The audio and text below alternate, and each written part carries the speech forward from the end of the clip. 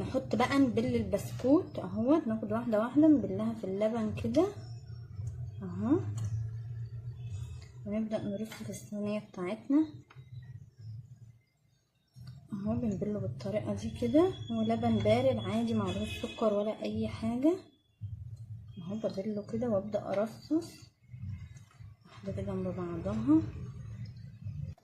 انا برصصه اهو بنفس الطريقه اهو. بتبقى بارده وحلوه، ما بتخشش الفرن ولا اي حاجه.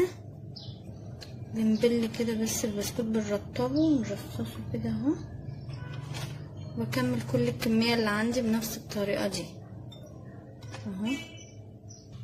اهي يا جماعه رصيت اول طبقه، احط بقى الطبقه التانية برضو بنفس الطريقه فوقه برضو على طول اهو. ببل برضو وارص الطبقه التانية عندي